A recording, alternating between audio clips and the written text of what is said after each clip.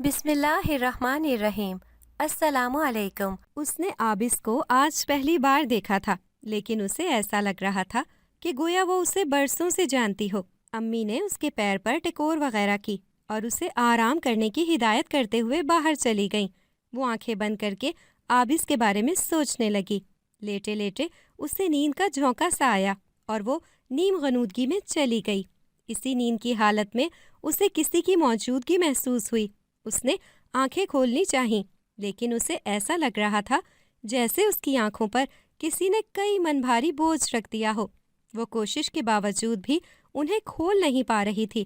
اس کی آنکھیں بند ہی رہیں، لیکن اس کے باقی حواس جاگ چکے تھے۔ اس نے محسوس کیا کہ کوئی چل کر اس کی چارپائی کے قریب آ رہا ہے۔ پتہ نہیں کیوں اسے بہت سردی سی لگنے لگی تھی۔ چند لمحے بعد اسے اپنے زخمی پاؤں پر کسی کا ٹھنڈا ہاتھ محسوس ہوا اور اس کے ساتھ ہی گویا سارا درد چن کر باہر نکال دیا گیا۔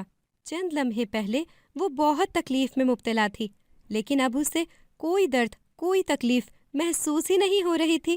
تھوڑی دیر بعد اس نے سردی کا احساس بھی ختم ہوتا محسوس کیا اور اس کے ساتھ ہی اس کی آنکھوں سے وہ ندیدہ بوجھ کا احساس بھی ختم ہو گیا۔ وہ جلدی سے اٹھ کر بیٹھ گئی اور حیرت اور ڈر کے ملے جلے احساس کے تحت ادھر ادھر دیکھنے لگی۔ اس کی سمجھ میں نہیں آ رہا تھا کہ یہ سب کیا تھا۔ اس نے اپنے پیر کو ہلا جلا کر دیکھا، پھر نیچے اتر کر چلنے لگی۔ کہاں تو کچھ دیر پہلے اس سے چلا ہی نہیں جا رہا تھا اور کہاں اب یہ صورتحال تھی کہ لگ ہی نہیں رہا تھا کہ کبھی اس پیر پر چوٹ بھی آئی تھی۔ میمونہ کا دل خوشی سے جھوم اٹھا، لیکن ساتھ ہی اسے اس تجسس نے بھی گھیر لیا تھا کہ اس کے پیر پر کس مسیحا نے ہاتھ رکھا تھا کہ سارا درد ہی اڑنچھو ہو گیا۔ ان کا نام مولوی نعیم اللہ تھا۔ وہ شہر کے اس محلے کی مسجد میں پچھلے 10 سالوں سے امامت کے فرائض انجام دیتے چلے آ رہے تھے۔ ان کا گھرانہ بہت مختصر سا تھا، جن میں ان کی بیوی یاسمین، 2 بیٹیاں امامہ اور میمونہ اور ایک بیٹا شہاب تھا۔ امامہ اور میمونہ جوانی کی دہلیز کو چھو رہی تھیں۔ امامہ 24 سال کی تھی اور میمونہ 21 کی، جبکہ شہاب ابھی صرف 16-17 کے آس پاس ہوگا۔ مولوی نعیم اللہ کا تعلق دراصل ایک پسماندہ سے گاؤں سیدہ والی سے تھا۔ سیدہ والی میں مولوی نعیم اللہ کے والد کی کچھ زمین بھی تھی، جو اب مولوی صاحب کے بھائی حمید اللہ کے پاس تھی، کیونکہ مولوی صاحب ایک عرصہ پہلے گاؤں اور زمین کو چھوڑ کر شہر میں آ بسے تھے۔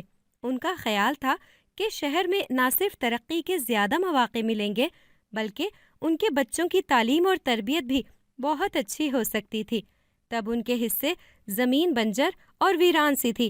زراعت کے لیے زمین کو پانی دینا ضروری تھا، مگر یہاں آب پاشی کا کوئی اچھا نظام موجود ہی نہیں تھا۔ اس لیے لاکھوں خرچ کرنے کی بجائے مولوی نعیم اللہ اپنے ایک دوست کی مدد سے امام مسجد کی حیثیت میں اس مسجد سے جڑ گئے تھے۔ وہ یہاں ہر اذان دیتے، مسجد کی صفائی ستھرائی کا خیال رکھتے اور محلے کے بچوں کو قرآن مجید بھی پڑھاتے تھے۔ اس کے بدلے انہیں بس اتنی تنخواہ مل جاتی تھی کہ وہ عزت سے زندگی گزار رہے تھے۔ وقت گزرتا گیا، 10 سال کے عرصے میں سب کچھ بدل گیا تھا۔ اس دوران مہنگائی کی شرح میں ہوش ربا اضافہ ہوا تو مولوی صاحب کی تنخواہ میں گزارا ناممکن ہونے لگا۔ انہوں نے محلے والوں اور مسجد کمیٹی سے تنخواہ میں اضافے کی درخواست کی، جو یہ کہہ کر رد کر دی گئی کہ ہم لوگ تو آپ کو پہلے ہی بڑی مشکل سے یہ تنخواہ جمع کر کے دیتے ہیں، مولوی صاحب مزید اضافہ ممکن نہیں ہے۔ یہ جواب سن کر مولوی صاحب خاموش ہو گئے تھے، لیکن اندر ہی اندر وہ کسی گہری فکر میں مبتلا محسوس ہوتے تھے۔ وہ آج بے حد پریشان تھے، کیونکہ آج شہاب کے کالج کی فیس جمع کرانے کی آخری تاریخ تھی اور ان کے پاس ایک پھوٹی کوڑی بھی نہ تھی۔ اسی پریشانی کے عالم میں انہوں نے محلے کے سرکردہ شخص عبد الرحیم صاحب سے بات کی، لیکن انہوں نے صاف انکار کرتے ہوئے کہا ابھی ان کے پاس کوئی پیسے نہیں۔ ادھر ادھر انہوں نے بہت ہاتھ مارے، لیکن کچھ بھی حاصل نہ ہوا اور یوں شہاب کا پورا سال ضائع ہو گیا۔ اس بات کا مولوی صاحب کے دل پر بہت اثر ہوا تھا۔ وہ سنجیدگی سے اپنے آبائی گاؤں واپس لوٹ جانے کے بارے میں سوچنے لگے۔ آخرکار کافی سوچ بچار کے بعد انہوں نے فیصلہ کر ہی لیا۔ امامہ کافی وقت سے مسلسل بڑبڑاتے ہوئے بیگ میں اپنی چیزیں ٹھوس رہی تھی۔ اسے ابا کا یہ لوٹنے کا فیصلہ بالکل بھی اچھا نہیں لگا تھا، مگر وہ ان کے سامنے کچھ کہہ نہیں سکتی تھی اور نہ ہی اس فیصلے کے خلاف جا سکتی تھی۔ اس لیے اس کا سارا غصہ اس بیگ اور اس میں رکھی جانے والی چیزوں پر اتر رہا تھا۔ میمونہ اس کی مسلسل بڑبڑاہٹ سے تنگ آ چکی تھی۔ اس نے جھنجھلا کر کہا، بس بھی کرو ماما، اور کتنی دیر یوں ہی کرتی رہو گی؟ کیوں ان بے جان چیزوں کو یوں پٹخنیاں دے رہی ہو؟ اماما نے غصے سے اسے دیکھتے ہوئے کہا، نہیں، یہ ابا جی کو سوجھی کیا ہے؟ کیوں جانا چاہتے ہیں واپس؟ اور گاؤں میں ہے ہی کیا ان بنجر کھیتوں کے سوا؟ کیا کریں گے وہاں جا کر؟ میمونہ نے مسکرا کر کہا، وہ کھیت اب بنجر نہیں رہے، ابا جی کہتے ہیں کہ اب وہ کھیت خوب سرسبز ہو چکے ہیں۔ اماما نے طنزیہ نظروں سے اسے دیکھتے ہوئے کہا، ہاں، تم تو یوں خوش ہو رہی ہو جیسے وہ کھیت چچا حمید دے ہی دیں گے ابا کو۔ بی بنو، ان خوش فہمیوں سے نکل آؤ۔ ان کھیتوں کو ابا جی نے بنجر جان کر چھوڑ دیا تھا اور چچا حمید نے اپنا خون پسینہ دے کر ان کو سرسبز و شاداب کیا ہے۔ وہ پیر بھی نہ رکھنے دیں گے وہاں۔ میمونہ نے منہ بنا کر کہا، ہاں، تو ابا جی کا بھی تو حصہ ہے نا ان میں، وہ تو دینا ہی پڑے گا انہیں۔ اب اگر انہوں نے ان پر محنت کی ہے تو اتنے عرصے ان سے کمایا بھی تو ہے۔ اس کا مطلب یہ تو نہیں ہو سکتا کہ ان پر ابا کا کوئی حق نہیں رہ گیا۔ انہیں دینے ہی پڑیں گے وہ، اور پھر کچھ اور نہیں تو وہ مسجد کو ہی سنبھال لیں گے۔ اماما کے ہاتھ رک گئے۔ اس نے کچھ پریشانی سے کہا، مجھے نہیں لگتا وہ ایسا کریں گے۔ تم تو جانتے ہی ہو 10 سال پہلے بھی انہوں نے کیوں اس مسجد کی امامت چھوڑی تھی۔ میمونہ نے سر جھٹک کر کہا، مجھے یقین نہیں آتا ان باتوں پر۔ ہو سکتا ہے کوئی اور وجہ ہو، لیکن جو بھی ہے کوئی نہ کوئی راستہ تو وہ ضرور ہی نکال لیں گے۔ اماما نے بیزاری سے کہا، ہاں میری بہن، بس چلنے کی دیر ہے، باقی سب تو تیار ہے تم لوگوں کے واسطے۔ اب باتیں کرنا بند کرو اور اپنے کام پر دھیان دو۔ دونوں پیکنگ کرنے لگیں۔ اگلے دن ایک لوڈر میں اپنا سامان ڈال کر مولوی نعیم اللہ اپنے گاؤں کی جانب روانہ ہو گئے۔ ان کے بچوں نے گاؤں کو اپنے بچپن میں دیکھا تھا، کبھی کبھار یہاں آنے کا موقع تو مل جاتا تھا، لیکن مستقل طور پر یہاں رہنے کا انہوں نے کبھی نہیں سوچا تھا۔ مولوی صاحب اپنے آبائی گھر میں اترے تھے جو مسجد کے بالکل ساتھ تھا۔ یہ 2 منزلہ مکان پچھلے 10 برس سے بند تھا، اس لیے اس کی حالت بہت بری ہو رہی تھی۔ اس دوران اس کے اندر شاید کسی نے جھانک کر بھی نہیں دیکھا تھا۔ سب لوگ یہاں آتے ہی صفائی ستھرائی میں لگ گئے تھے اور شام تک انہوں نے گھر کو رہنے کے قابل بنا لیا تھا۔ میمونہ باقی لوگوں کے ساتھ گھر کا سامان ٹھکانے لگانے پر لگی ہوئی تھی۔ ان کے گھر کی ایک دیوار مسجد کی دیوار سے بالکل ملی ہوئی تھی۔ وہ کچھ سامان رکھنے اوپر آئی تو تھکاوٹ سے بے حال ہو کر وہیں پر بیٹھ گئی۔ ابھی انہوں نے صرف نچلا حصہ ہی صاف کیا تھا، اوپر ابھی ویسی ہی صورتحال تھی۔ پرندوں کی بیٹوں کے ڈھیر نے سانس لینا محال کر دیا تو وہ کھلی فضا کی طرف بھاگی، لیکن سیڑھیوں پر پہنچ کر ٹھٹک گئی۔ اسے یہاں کچھ عجیب سا محسوس ہوا تھا۔ اسے ایک لمحے کو تو ایسے لگا جیسے اس نے کسی کی جھلک دیکھی ہو، لیکن پھر اس نے سوچا ضرور یہ شہاب ہوگا، وہی کرتا ہے ایسی حرکتیں۔ یہی سوچ کر وہ مطمئن ہوتی ہوئی نیچے اتر آئی، جہاں پر اماما کھانا بنانے کی تیاری کر رہی تھی۔ جب سے وہ لوگ یہاں آئے تھے اماما کا منہ بنا ہوا تھا۔ اس کا بس چلتا تو وہ واپس چلی جاتی، لیکن مجبور تھی۔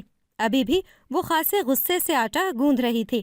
میمونہ نے اس کی کیفیت کو دیکھتے ہوئے بمشکل اپنی مسکراہٹ روکتے ہوئے کہا، کیا بات ہے اماما، اتنے غصے میں کیوں ہو؟ اماما نے بگڑے ہوئے موڈ میں کہا، کچھ نہیں ہے، کام کرو اپنا۔ میمونہ نے ادھر ادھر دیکھتے ہوئے پوچھا، شہاب کہاں ہے؟ اماما نے کہا، مجھے نہیں پتا، باہر گیا تھا، ابھی تک واپس نہیں آیا، گیا ہوگا کہیں، اسے اور کام ہی کیا ہے لور لور پھرنے کے سوا۔ اماما کو شہاب پر بڑا غصہ تھا، آخر اسی کی وجہ سے وہ یہاں آنے پر مجبور ہوئے تھے۔ لیکن میمونہ چونک گئی، اگر شہاب باہر سے ابھی تک واپس نہیں آیا تھا تو اس نے سیڑھیوں پر کس کو دیکھا تھا؟ اس کے اندر تجسس بیدار ہوا۔ اس نے دوبارہ اوپر جانے کا سوچا، لیکن پھر امی نے اسے بلا کر کسی کام کا کہا تو وہ سب بھول بھال کر اسی میں لگ گئی۔ رات کو سونے سے پہلے اسے دوبارہ دوپہر والی بات یاد آ گئی۔ اس نے اوپر جانے کا سوچا، لیکن پھر اسے ایک انجان سا ڈر محسوس ہونے لگا۔ اس کے باوجود وہ آہستہ سے بستر سے اٹھ کھڑی ہوئی۔ اسے ایسا لگ رہا تھا جیسے کوئی اندیکھی طاقت اسے کھینچتے ہوئے اوپر سیڑھیوں کی طرف لے جا رہی ہو۔ وہ ڈرتے جھجکتے کسی مقناطیس کی طرح کھنچتی چلی گئی۔ آس پاس گہرا اندھیرا تھا، مگر مسجد کے پاس والی وہ دیوار جہاں اس وقت وہ کھڑی تھی، یہاں پر اندھیرا کسی حد تک غائب ہوتا محسوس ہو رہا تھا۔ یہ کوئی مصنوعی روشنی نہیں تھی، چاند کی چاندنی جیسی ٹھنڈی اور میٹھی روشنی جو آنکھوں کو بہت سکون بخش رہی تھی۔ اس نے آسمان کی طرف دیکھا، چاند نظر نہیں آ رہا تھا۔ کیسے نظر آتا؟ یہ قمری مہینے کی آخری تاریخیں تھیں، شاید تاروں کی روشنی ہوگی۔ یہ سوچتے ہوئے وہ اس دیوار کے پاس آ گئی اور پھر اس سے ٹیک لگا کر کھڑی ہو گئی۔ کچھ دیر بعد اس نے محسوس کیا کہ اس کا ہاتھ کسی کے ہاتھ میں ہے اور کسی نے دھیرے سے اس کے ہاتھ پر اپنے ہونٹ رکھ دیے ہیں۔ یہ احساس ہوتے ہی میمونہ، جو اب تک کسی خواب کسی حالت میں تھی، اچانک ہی ہڑبڑا کر اپنا ہاتھ جھٹکنے لگی۔ اس کا دل کسی انجانے خوف سے دھڑک اٹھا اور سارا جسم پسینے سے شرابور ہو گیا۔ اسے 10 سال پہلے والی وہ رات یاد آ گئی تھی۔ اس نے اپنے بے قابو ہوتی دھڑکنوں کو سنبھالا اور دھیرے دھیرے نیچے کھسکنے لگی۔ چند قدم سہمے سہمے سے انداز میں اٹھانے کے بعد وہ بکٹک دوڑتی ہوئی سیڑھیاں اتر گئی۔ آدھی سیڑھیاں اترنے کے بعد اس نے اپنی رفتار کم کر دی۔ قدموں کی آہٹ سے کوئی جاگ سکتا تھا اور اس سے اس وقت اوپر جانے کے لیے پوچھ تاچھ ہوتی، اور اس کے پاس کوئی جواز نہیں تھا بے وقت اوپر جانے کا۔ اس لیے وہ نارمل رفتار سے نیچے اتری اور اپنے بستر میں گھس کر لیٹ گئی۔ صبح کا اجالا پھیل رہا تھا۔ فجر کی اذان کے ساتھ ہی نعیم اللہ اٹھ بیٹھے تھے اور ان کی بیوی نماز پڑھ کر ناشتہ تیار کرنے میں جت گئی تھی۔ نعیم اللہ نے نماز سے فارغ ہونے کے بعد اپنی بیوی سے کہا، آج میمونہ نہیں اٹھی، نہ ہی اس نے نماز پڑھی ہے۔ نعیم اللہ کی بیگم نے لاپرواہی سے کہا، بچی ہے، کل سارا دن کام کر رہی تھی، تھک گئی ہوگی، اس لیے ابھی تک نہیں اٹھی۔ میں ناشتہ تیار کرنے کے بعد دیکھتی ہوں جا کر۔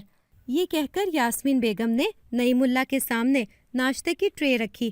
نعیم اللہ خاموشی سے ناشتہ کرنے لگے۔ کچھ دیر بعد امامہ اور شہاب بھی آ گئے۔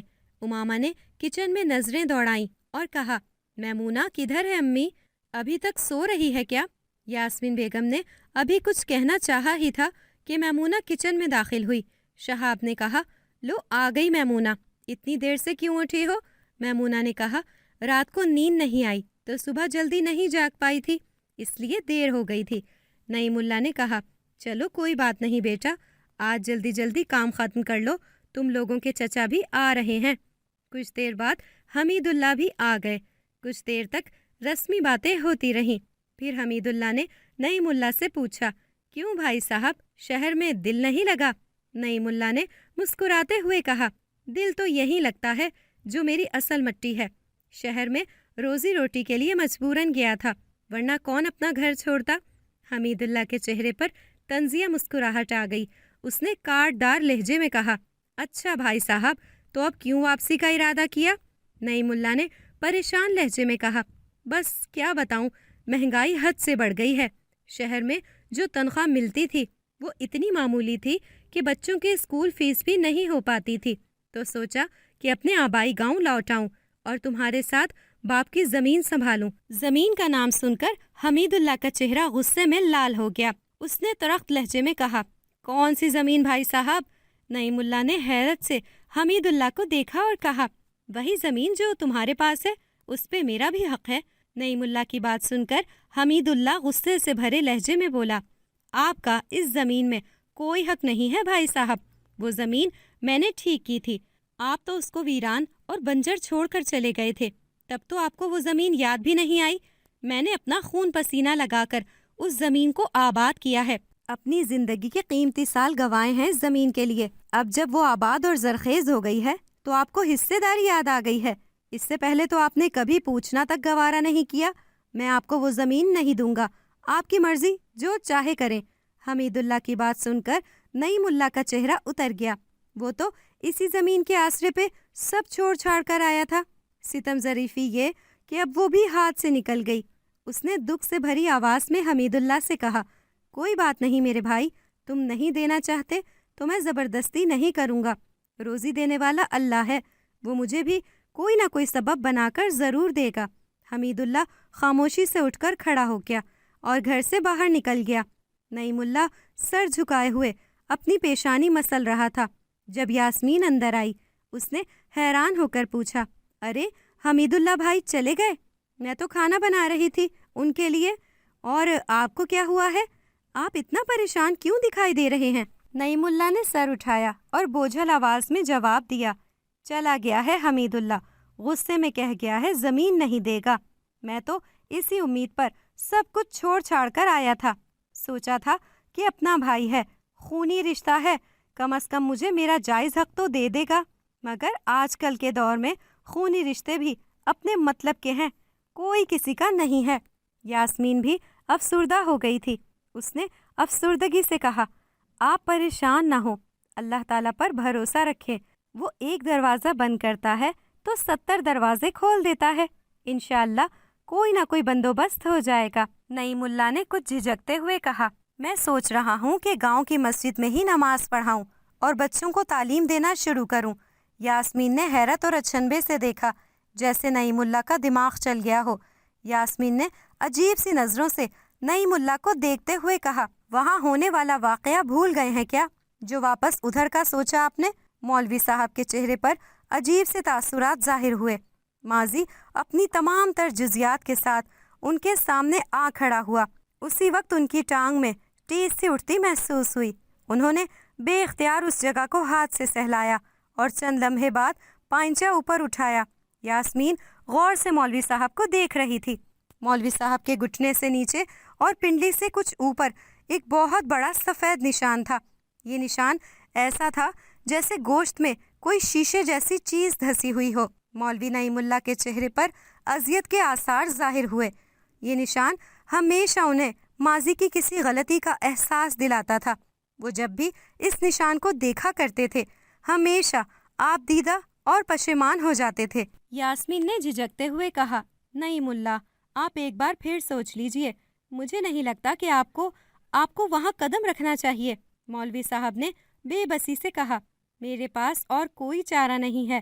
یاسمین بھی آزردہ سی ہو کر خاموش ہو گئی۔ وہ دونوں اس بات سے بے خبر تھے کہ باہر کھڑی میمونہ ان کی ہر بات سن چکی ہے۔ بچپن سے وہ یہ جاننے کی جستجو میں رہی تھی کہ آخر ایسا کیا ہوا تھا کہ ابا کو نہ صرف اس مسجد کی امامت چھوڑنی پڑی بلکہ وہ یہ گھر بھی چھوڑ چھاڑ کر شہر میں جا بسے تھے۔ اس نے کھڑکی کی جھری سے جھانک کر دیکھا، اسے ابا کی ٹانگ پر موجود وہ نشان نظر آیا۔ وہ شاید کسی زخم کا نشان تھا، مگر بہت ہی عجیب سا تھا۔ اماں باہر نکلنے لگی تو وہ چونک کر وہاں سے ہٹ گئی۔ تھوڑی دیر بعد مولوی صاحب بھی باہر نکل گئے۔ اس کے سوالوں کے جواب ہمیشہ کی طرح ادھورے ہی رہ گئے، کیونکہ گزشتہ 10 سالوں میں وہ کتنی ہی بار پوچھ چکی تھی، لیکن امی کبھی کچھ نہیں بتاتی تھی اور ابا سے پوچھنے کی ہمت نہیں پڑتی تھی۔ خیر، وہ چند لمحے وہیں کھڑی اداسی سے سوچتی رہی، پھر کام کاج میں لگ گئی۔ ابا کو مطالعے کا شوق تھا تو ڈھیروں کتابیں ساتھ لے کر آئے تھے، اور اب وہ سب 3-4 کارٹن کی شکل میں بندھی ہوئی برآمدے کے کونے میں پڑی تھیں۔ آسمان پر بادل چھائے ہوئے تھے، بارش ہوتی تو پانی کے چھینٹوں سے کتابیں بھیگ بھی سکتی تھیں، اس لیے میمونہ نے امامہ کی مدد سے کارٹن اٹھا کر اوپری منزل پر شفٹ کیے۔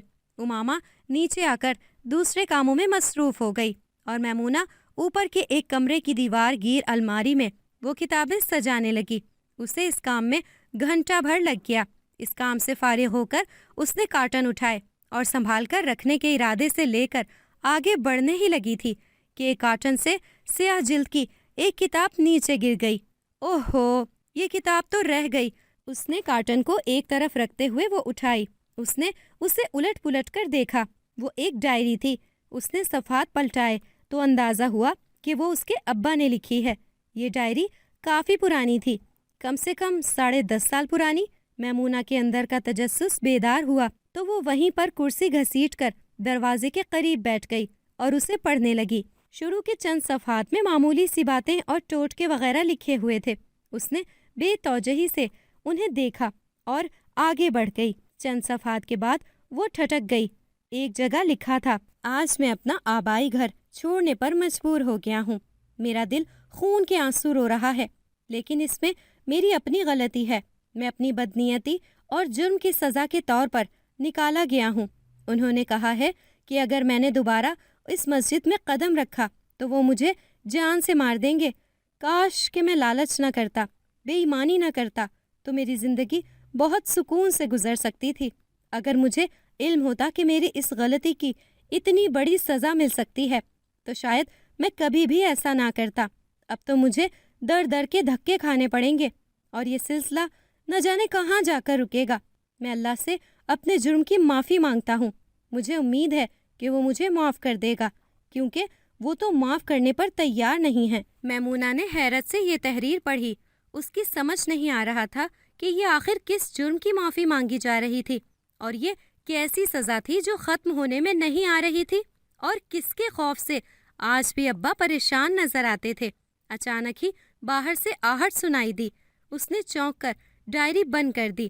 وہ چند لمحے تک منتظر رہی۔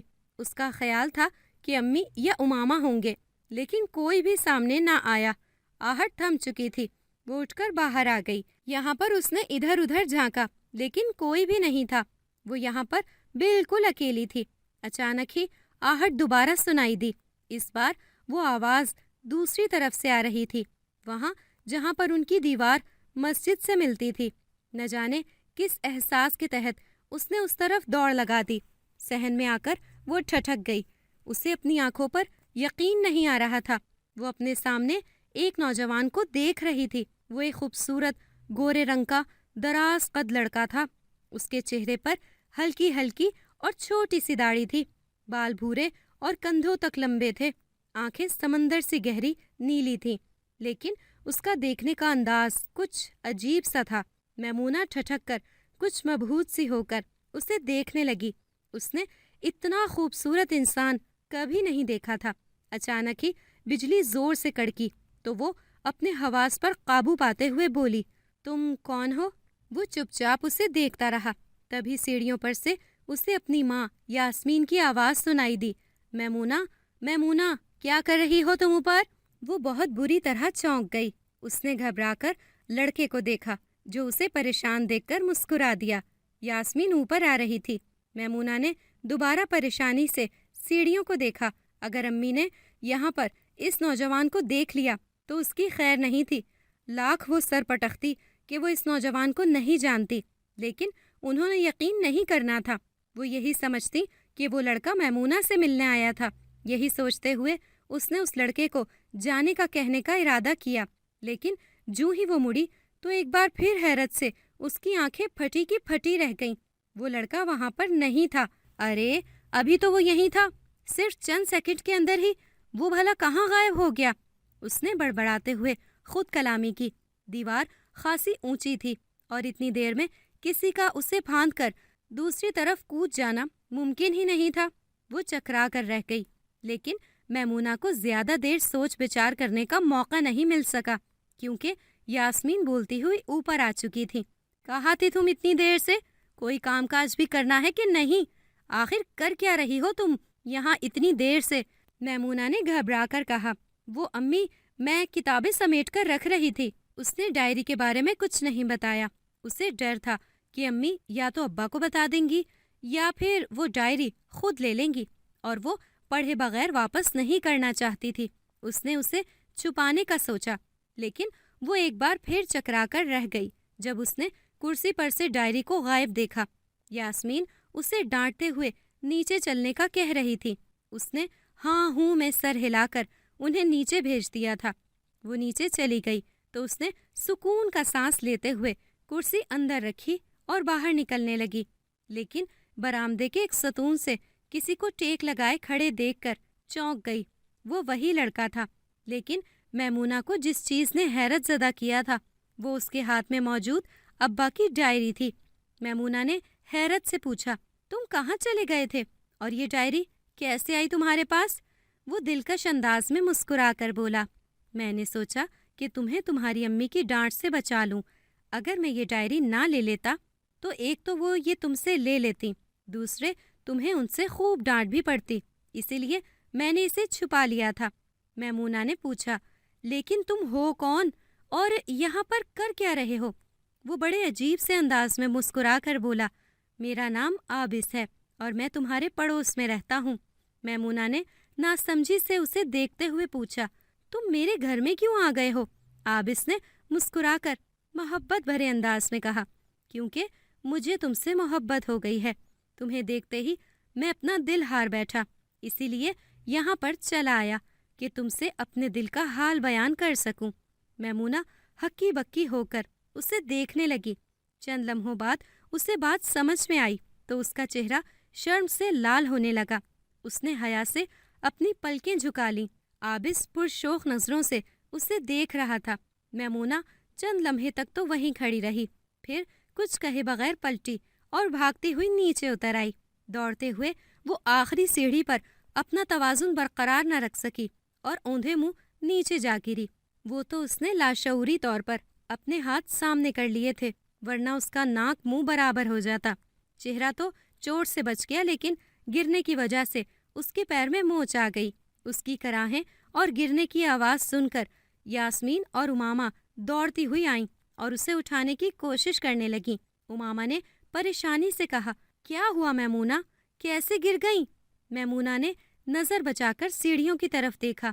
اسے امید تھی کہ عابس اس کے پاس تو نہیں آ سکتا، کم سے کم منڈیر سے جھانک کر ضرور دیکھے گا کہ اس پر کیا بیتی، لیکن اسے عابس کی صورت دکھائی نہ دی۔ شاید اس کے گھر والوں کے سامنے آنے کی ہمت نہیں تھی اس میں۔ وہ مایوس ہو کر امامہ کے سہارے اٹھ کھڑی ہوئی۔ اس کے پیر میں شدید درد ہو رہا تھا، اس لیے وہ لنگڑاتے ہوئے اٹھی اور کمرے میں آ کر لیٹ گئی اور آنکھیں بند کر کے عابس کے بارے میں سوچنے لگی۔ اس نے عابس کو آج پہلی بار دیکھا تھا، لیکن اسے ایسا لگ رہا تھا کہ گویا وہ اسے برسوں سے جانتی ہو۔ امی نے اس کے پیر پر ٹکور وغیرہ کی اور اسے آرام کرنے کی ہدایت کرتے ہوئے باہر چلی گئیں۔ وہ آنکھیں بند کر کے عابس کے بارے میں سوچنے لگی۔ لیٹے لیٹے اسے نیند کا جھونکا سا آیا اور وہ نیم غنودگی میں چلی گئی۔ اسی نیند کی حالت میں اسے کسی کی موجودگی محسوس ہوئی۔ اس نے آنکھیں کھولنی چاہیں، لیکن اسے ایسا لگ رہا تھا جیسے اس کی آنکھوں پر کسی نے کئی من بھاری بوجھ رکھ دیا ہو۔ وہ کوشش کے باوجود بھی انہیں کھول نہیں پا رہی تھی۔ اس کی آنکھیں بند ہی رہیں، لیکن اس کے باقی حواس جاگ چکے تھے۔ اس نے محسوس کیا کہ کوئی چل کر اس کی چارپائی کے قریب آ رہا ہے۔ پتہ نہیں کیوں اسے بہت سردی سی لگنے لگی تھی۔ چند لمحے بعد اسے اپنے زخمی پاؤں پر کسی کا ٹھنڈا ہاتھ محسوس ہوا اور اس کے ساتھ ہی گویا سارا درد چن کر باہر نکال دیا گیا تھا۔ چند لمحے پہلے وہ بہت تکلیف میں مبتلا تھی، لیکن اب اسے کوئی درد، کوئی تکلیف محسوس ہی نہیں ہو رہی تھی۔ تھوڑی دیر بعد اس نے سردی کا احساس بھی ختم ہوتا محسوس کیا اور اس کے ساتھ ہی اس کی آنکھوں سے وہ ندیدہ بوجھ کا احساس بھی ختم ہو گیا۔ وہ جلدی سے اٹھ کر بیٹھ گئی اور حیرت اور ڈر کے ملے جلے احساس کے تحت ادھر ادھر دیکھنے لگی۔ اس کی سمجھ میں نہیں آ رہا تھا کہ یہ سب کیا تھا۔ اس نے اپنے پیر کو ہلا جلا کر دیکھا، پھر نیچے اتر کر چلنے لگی۔ کہاں تو کچھ دیر پہلے اس سے چلا ہی نہیں جا رہا تھا، کہاں اب یہ صورتحال تھی کہ لگ ہی نہیں رہا تھا کہ کبھی اس پیر پر چوٹ بھی آئی تھی۔ میمونہ کا دل خوشی سے جھوم اٹھا، لیکن ساتھ ہی اسے اس تجسس نے بھی گھیر لیا تھا کہ اس کے پیر پر کس مسیحا نے ہاتھ رکھا تھا کہ سارا درد ہی اڑنچھو ہو گیا۔ امامہ کمرے میں آئی تو ٹھٹک گئی۔ میمونہ بڑے مزے سے ٹہل رہی تھی۔ امامہ نے فکر مند لہجے میں کہا، میمونہ تم اٹھی کیوں؟ امی نے منع کیا تھا نا، ہلنا جلنا نہیں، ورنہ درد اور بڑھ جائے گا۔ میمونہ نے ہنس کر اس کے گلے لگتے ہوئے کہا، درد ہوگا تو بڑھے گا نا، میرے پیر کا سارا درد تو اڑنچھو ہو گیا۔ امامہ نے بے یقینی سے کہا، یہ کیا کہہ رہی ہو تم؟ میمونہ ہنستے ہوئے باہر چلی گئی۔ امامہ ہکا بکا ہو کر وہیں پر بیٹھی رہ گئی۔ میمونہ ڈائری کو پڑھنا چاہتی تھی، لیکن ڈائری وہ اوپر ہی چھوڑ آئی تھی۔ شام میں وہ ایک بار پھر اوپر چلی گئی۔ وہ کرسی گھسیٹ کر باہر چھاؤں میں بیٹھ گئی اور ایک بار پھر وہیں سے ڈائری کو کھول دیا جہاں پر اس نے صبح چھوڑا تھا۔ ڈائری کے ورق پلٹتے ہوئے اس نے ایک جگہ موٹے موٹے الفاظ میں کچھ لکھا دیکھا اور وہیں رک کر پڑھنے لگی۔ لکھا تھا، میرا سب سے بڑا گناہ جس کی پاداش میں مجھے اپنا گھر اور گاؤں بھی چھوڑنا پڑا، میمونہ کا تجسس بھڑک اٹھا۔ ان دنوں میری چھوٹی بیٹی کی طبیعت ٹھیک نہیں تھی۔ گاؤں والے مجھے اگرچہ ہر مہینے تنخواہ تو دیا کرتے تھے، لیکن وقت سے پہلے تو وہ بھی نہیں مل سکتی تھی۔ میری بیٹی کو شدید بخار ہو گیا تھا۔ پہلے تو ہم مقامی ڈاکٹر سے علاج کراتے رہے، لیکن بخار تھا کہ اترنے کا نام ہی نہیں لیتا تھا۔ علاج پر ساری جمع پونجی لگ چکی تھی۔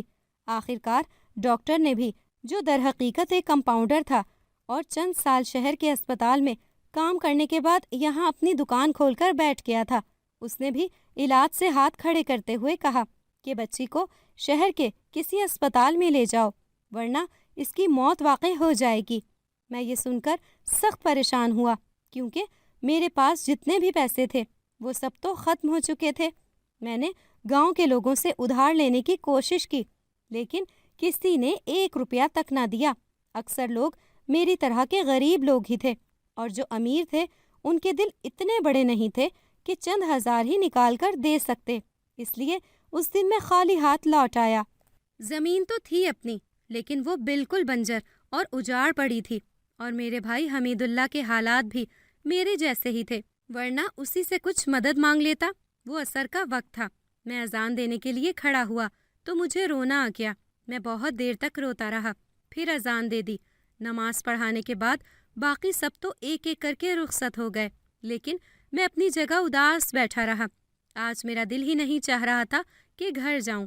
وہاں پر اپنی بیٹی میمونہ کا بیمار چہرہ اور اپنی بیوی یاسمین کی آس بھری آنکھوں کو دیکھنے کا حوصلہ نہیں ہو رہا تھا۔ بیٹھے بیٹھے ہی مجھ پر غنودگی چھا گئی۔ اچانک ہی مجھے محسوس ہوا کہ جیسے گویا کوئی میرا کندھا ہلاتے ہوئے کہہ رہا ہو، اٹھو نعیم اللہ، مسجد کے گلے سے ادھار لے لو، لیکن اپنی ضرورت سے زیادہ نہ لینا، اور جتنے لو اتنے ہی لوٹا دینا، ورنہ بہت برا ہوگا۔ میں چونک کر اٹھ بیٹھا، آنکھیں مل کر ادھر ادھر دیکھا، لیکن کوئی بھی نظر نہ آیا۔ مسجد میں ایک سیمنٹ سے بنا ہوا چھوٹا سا خانہ تھا، جس میں چھوٹا سا دروازہ لگا کر اسے صندوقچے کی شکل دے دی گئی تھی۔ جمعے کی نماز پڑھنے کے بعد ہر شخص اپنی استعداد کے مطابق اس میں 10، 20 یا 150 روپے ڈال کر جایا کرتا تھا۔ یہ رقم جمع ہوتی رہتی تھی اور مسجد کی تعمیر و مرمت یا بجلی وغیرہ کے بل ادا کرنے کے کام آیا کرتی تھی۔ اس صندوقچے کو ہر وقت ایک موٹا سا تالا لگا ہوتا تھا، جس کی چابی گاؤں کے ہی ایک شخص کے پاس ہوتی تھی، جو بے حد ایماندار مشہور تھا۔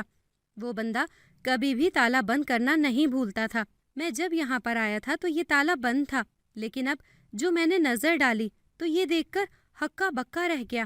یہ تالا کھلا ہوا تھا اور صندوقچے کا ڈھکنا بھی اوپر اٹھا لیا گیا تھا۔ میں لرزتے ہوئے قدموں سے اس کے قریب گیا۔ اندر بہت سے نوٹ اور سکے جمع تھے۔ میں نے گن کر اتنے ہی روپے اٹھائے جتنے کی مجھے ضرورت تھی، اور اس کے بعد ڈھکن بند کر کے تالا دوبارہ لگا کر واپس چلا آیا۔ میں اسی دن میمونہ کو لے کر شہر چلا گیا۔ اچھا علاج میسر ہوا تو اس کی صحت بھی سنبھلنے لگی۔ چند دن میں ہی وہ بالکل ٹھیک ہو گئی تو ہم لوگ دوبارہ لوٹ آئے۔ مجھے ایک بے چینی لگی ہوئی تھی کہ اگر کسی کو پتہ چل گیا کہ میں نے مسجد کے پیسے اٹھائے ہیں تو لوگ میرے بارے میں کیا سوچیں گے۔ میں اپنی تنخواہ ملنے کا انتظار کرتا رہا اور آخر کار مجھے تنخواہ مل گئی۔ میں نے رات کے وقت جب سب لوگ نماز پڑھ کر اپنے اپنے گھر کو روانہ ہو گئے تب تنخواہ کو گنا تو پتہ چلا کہ جتنی رقم میں نے لی تھی اگر وہ الگ کر دوں تو پیچھے بہت تھوڑے سے پیسے بچتے ہیں، جن سے گھر کا خرچہ چلانا مشکل ہو جائے گا۔ وہ وہی لمحہ تھا جب میرے دل میں بے ایمانی آ گئی۔ میں نے سوچا، کون جانتا ہے کہ میں نے یہ پیسے لیے ہیں؟ سب کا شک تو اسی پر جائے گا جس کے پاس چابی ہے۔ پھر میں کیوں یہ پیسے لوٹاؤں؟ آخر کو مسجد کی صفائی ستھرائی کا خیال بھی تو میں ہی رکھتا ہوں، اس لیے ان پیسوں پر تو میرا حق ہی بنتا ہے۔ تو میں کیوں اپنی تنخواہ کا ایک بڑا حصہ اس صندوقچے کے حوالے کر دوں؟ یہی سوچ کر میں وہاں سے جانے لگا کہ اچانک ہی کسی نے پیچھے سے سخت غصے میں پکار کر کہا، نیت میں فطور آ گیا ہے نعیم اللہ۔ میں نے گھبرا کر پیچھے دیکھا، میں تو اکیلا تھا یہاں پر، پھر یہ کون تھا؟ پلٹ کر دیکھا تو محراب کی جگہ پر ایک پست قامت شخص کھڑا تھا جس نے سفید لباس پہن رکھا تھا۔ اس کی آنکھیں بے حد سرخ تھیں اور وہ مجھے اس قدر غیظ و غضب سے گھور رہا تھا کہ میں سر سے لے کر پاؤں تک کانپ کر رہ گیا۔ میں شدید خوفزدہ ہو گیا تھا۔ جوں ہی میں نے بھاگنے کی کوشش کی، اچانک ہی میری ٹانگ میں درد کی تیز لہر اٹھی۔ میں ٹانگ پکڑ کر دوہرا ہو گیا۔ وہ شخص میرے قریب آتے ہوئے غصے سے بولا، میں نے کہا تھا نا کہ بے ایمانی مت کرنا، لالچ میں مبتلا مت ہونا، ورنہ بہت برا حشر ہوگا۔ لیکن تم نہیں مانے۔ تم انسان ہمیشہ اپنے لالچ کی وجہ سے خسارہ اٹھاتے ہو، اسی لیے جنت سے نکالے گئے ہو۔ میں نے ہاتھ جوڑ کر کہا، میں معافی مانگتا ہوں، مجھے معاف کر دیں، میں اندھا ہو گیا تھا، مجھے جانے دیں۔ میں گڑ گڑا کر معافیاں مانگنے لگا، ساتھ ہی میں نے وہ پیسے بھی اس صندوقچے کے اندر پھینک دیے۔ مجھے اندازہ ہو گیا تھا آج تک اس مسجد کے بارے میں جو کچھ بھی سنا تھا وہ سچ ہی تھا کہ اس مسجد کی حفاظت جنات کی ایک جماعت کرتی ہے۔ میری منت سماجت کا اس پہ کوئی اثر ہوا یا اس نے میرے لیے اتنی سزا ہی کافی سمجھی، یہ مجھے آج تک پتہ نہیں چل سکا۔ لیکن اس نے یہ کہتے ہوئے مجھے زندہ جانے دیا کہ آج کے بعد اس مسجد کے آس پاس بھی نظر نہ آؤں، ورنہ وہ میرا بہت برا حشر کرے گا۔ اس طرح مجھے اپنے اس گناہ کی سزا کی صورت میں نہ صرف مجھے یہاں سے جانا پڑا بلکہ میری ٹانگ پر ایک نشان بھی پڑ گیا جو ہمیشہ مجھے اس واقعے کی یاد دلاتا رہے گا۔ میمونہ گمسم سی وہیں بیٹھی رہی۔ آج اسے پتہ چل گیا تھا کہ ابا جنات کے ذکر سے اتنے خوف زدہ کیوں ہوتے تھے۔ یہی وجہ تھی کہ وہ اتنا عرصہ یہاں سے دور رہے تھے، لیکن اب بے روزگاری انہیں ایک بار پھر یہاں پر لے آئی تھی، اور اگر ان جنات نے ابا کو دوبارہ یہاں پر دیکھ لیا تو وہ نہ جانے کیا کریں گے۔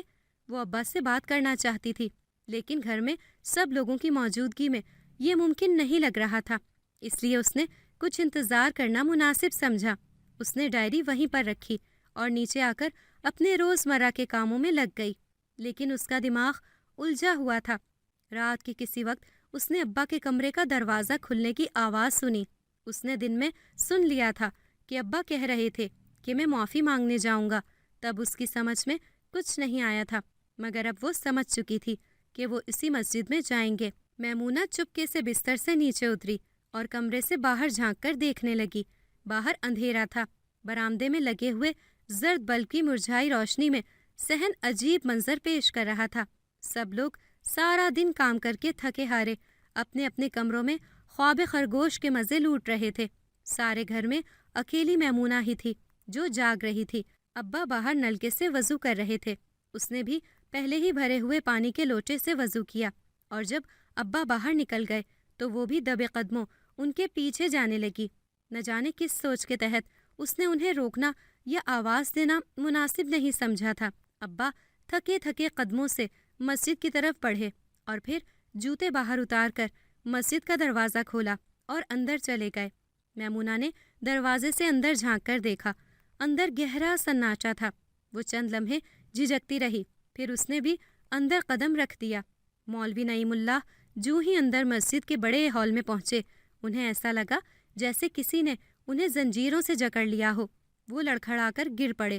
کسی کے آنے کی آہٹ سن کر انہوں نے سر اٹھا کر دیکھا، ان کے سامنے وہی سفید لباس والا شخص کھڑا تھا۔ دوبارہ چوری کرنے آئے ہو مولوی؟ اس جن زادے نے حقارت سے کہا۔ مولوی نعیم اللہ نے نفی میں سر ہلاتے ہوئے کہا، نہیں جناب، معافی مانگنے آیا ہوں۔ میمونہ نے جیسے ہی اندر قدم رکھا اسے اپنے سامنے عابس کھڑا نظر آیا۔ وہ دونوں ایک دوسرے کو دیکھ کر حیرت زدہ رہ گئے۔ عابس نے پوچھا، تم یہاں کیا کر رہی ہو، وہ بھی اس وقت؟ میمونہ نے کہا، عابس، میرے ابا اندر ہیں، وہ جن زادے انہیں کوئی نقصان پہنچا دیں گے۔ عابس تو یہ سن کر چپ ہو گیا، لیکن میمونہ رکی نہیں، وہ بھاگتی ہوئی اندر آ گئی جہاں پر مولوی نعیم اللہ نیچے گرے ہوئے تھے۔ میمونہ کا سارا خوف تحلیل ہو گیا۔ اس نے جن زادے کے سامنے گھٹنے ٹیک کر بیٹھتے ہوئے ہاتھ جوڑ دیے اور کہا، خدا کے لیے انہیں معاف کر دیں، چھوڑ دیں انہیں۔ اس کی بات سن کر جن زادے نے، جو اصل میں سردار تھا، اسے گھور کر کہا، تو تم اس کی بیٹی ہو، جانتی ہو کہ تمہارے باپ نے کیا کیا تھا؟ میمونہ نے سر جھکاتے ہوئے کہا، ہاں میں جانتی ہوں، لیکن وہ اپنی غلطی پر شرمندہ ہیں، انہوں نے سزا بھی بھگتی ہے، اب آپ انہیں مزید سزا نہیں دے سکتے، اور اگر کوئی معافی مانگے تو اسے اللہ بھی تو معاف کر دیتا ہے، کیا آپ کا غصہ اس سے بھی بڑا ہے؟ اس نے بڑی بے باکی سے یہ سوال کیا تو سردار جن لرز گیا۔ اس نے ہاتھ کا اشارہ کیا، نعیم اللہ کا جسم اندیکھی بندشوں سے آزاد ہو گیا۔ وہ تشکر بھری نظروں سے उसे देखने लगा। सरदार जिन शर्मिंदा सा खड़ा था। तभी वहां पर आबिस नजर आया। उसने सरदार जिन से सरगोशी में कुछ कहा। मैमूना हैरत से उसे देखने लगी। सरदार जिन ने मौलवी साहब से कहा, मौलवी साहब, आबिस हमारे भतीजे हैं। ये आपकी बेटी से शादी करना चाहते हैं। क्या आप अपनी बेटी का हाथ हमारे बेटे के हाथ में देंगे? मौलवी साहब शशोपंज में पड़ गए। आबिस के जिनजादे होने की खबर सुनकर मैमूना बेयकीनी से उसे देखने लगी। तो वो जिनजादा था। मैमूना ने अपना दिल टटोला। आबिस की हकीकत जानने के बाद उसे धचका तो लगा था, लेकिन उसके दिल में वो बदस्तूर मोहब्बत की उस ऊंची मसनद पर बराजमान था। मौलवी साहब ने मैमूना की रजामंदी से इस रिश्ते पर हाँ कर दी। चंद दिनों बाद आबिस और मैमूना की शादी हो गई। आबिस एक इंसान की हैसियत से ही गांव में घर बनाकर रहता है, लेकिन ये राज आज तक सिर्फ मौलवी नईमुल्लाह और मैमूना ही जानते हैं कि वो दर हकीकत एक जिनजादा है। अगर आपको हमारी आज की कहानी पसंद आई है तो इसे लाइक करें, शेयर करें और चैनल को सब्सक्राइब करना मत भूलिएगा, ताकि आपको हर नई आने वाली वीडियो का नोटिफिकेशन बर वक्त मिलता रहे।